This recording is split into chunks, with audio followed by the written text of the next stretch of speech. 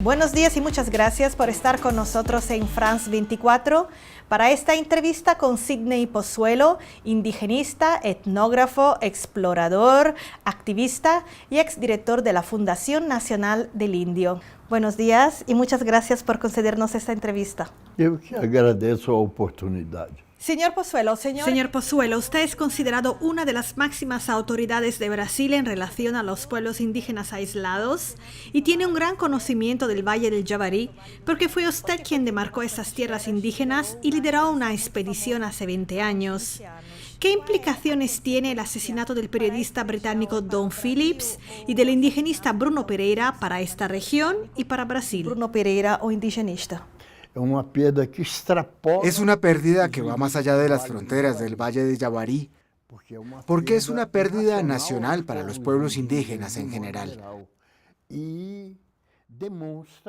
Demuestra que todas las personas involucradas en la protección del medio ambiente, de las tierras indígenas, de los pueblos aislados o no, están sujetos a esta violencia que hoy se impone de norte a sur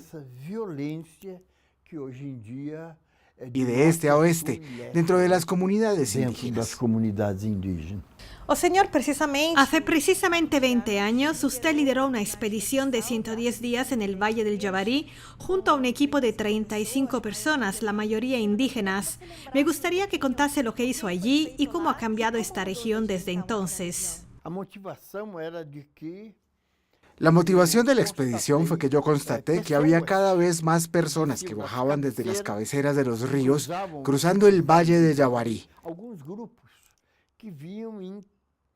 Había algunos grupos que venían en canoas o en balsas improvisadas. Y la región por donde entraban es una región donde viven varios grupos indígenas, principalmente un grupo que es uno de los más grandes allí. Se llaman flecheiros. Me preguntaba si estas personas se habían encontrado con los flecheiros. ¿Hubo una pelea, tal vez muertes? ¿Están bien los indios o no? Y esto solo se puede comprobar a través de una expedición.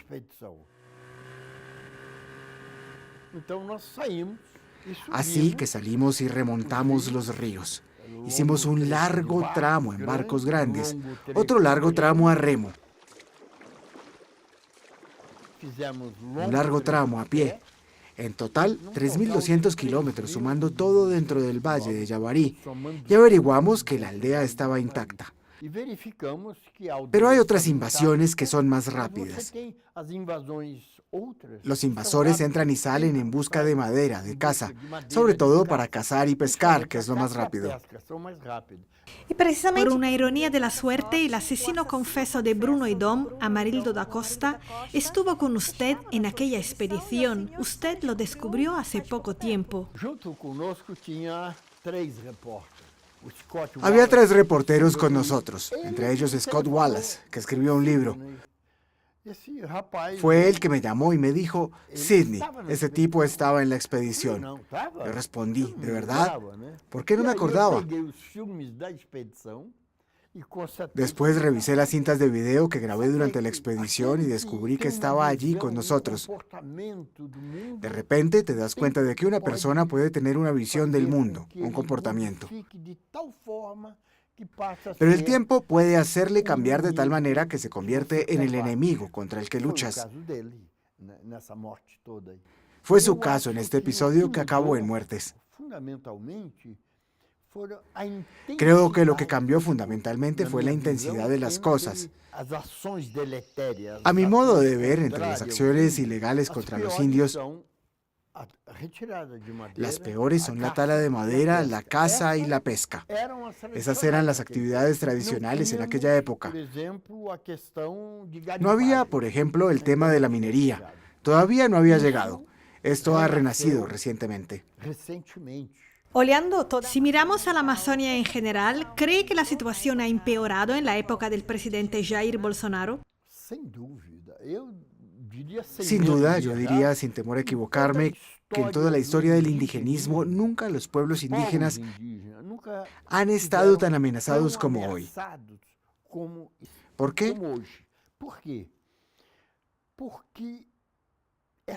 porque esta mentalidad en contra de los indígenas se consolidó en la cabeza del gobierno.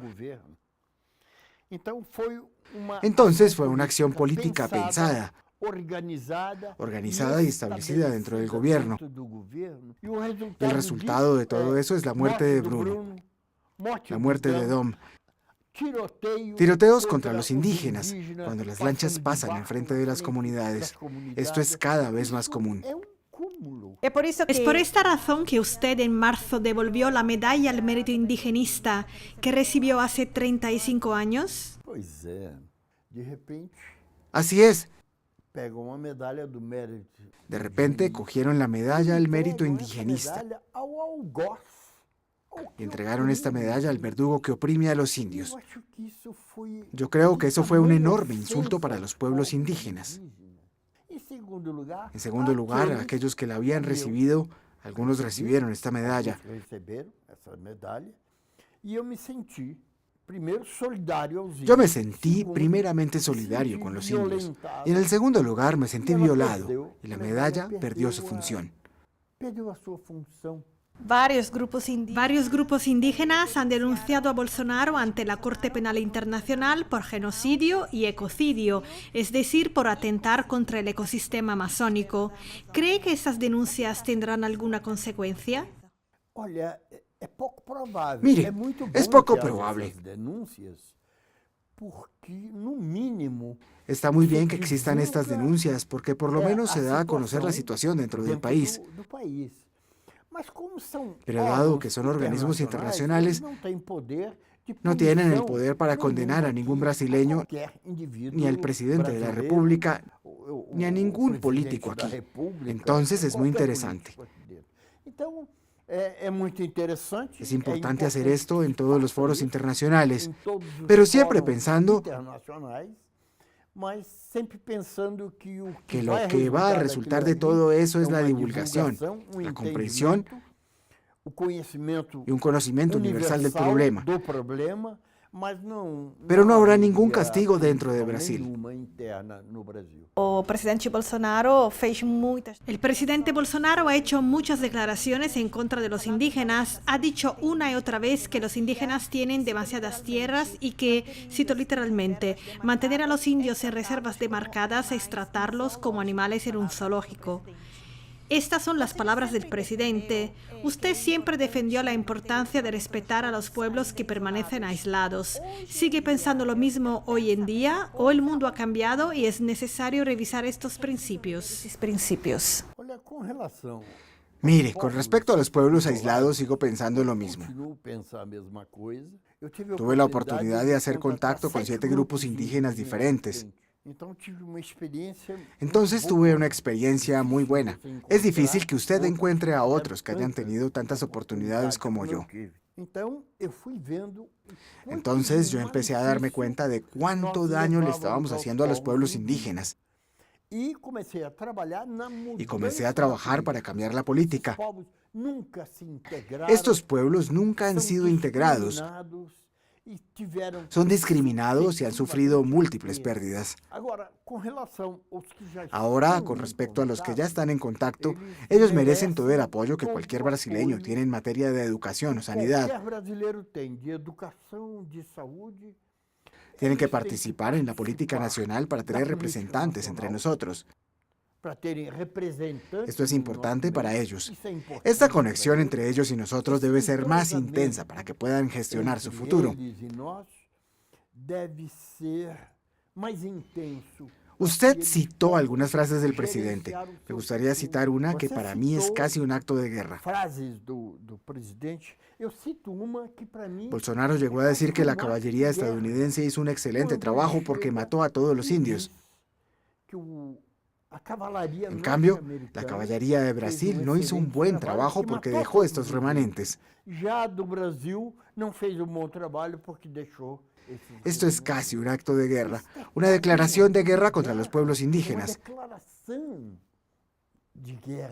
No sé cómo clasificar esto, si indecente o genocida. No sé cómo clasificar eso. Indecente, genocida. ¿Cuál ha sido su experiencia más memorable? Ya sé que tuvo muchas, tuvo contacto con muchos indígenas no contactados. Cada contacto é uma experiência única, vivida. Cada contacto es una experiencia única de O vida. trabalho que foi feito Pero, por ejemplo, el trabajo que se hizo con el grupo indígena de los Arara, que eran 3 grupos ele diferentes, foi o mais marcante, porque fue el foi trabajo através más dele notable, que eu cheguei à porque fue a través conclusão de él que yo llegué a la conclusión de que debería trabajar por una reforma nacional y no hacer más contacto con ellos. ¿Por qué?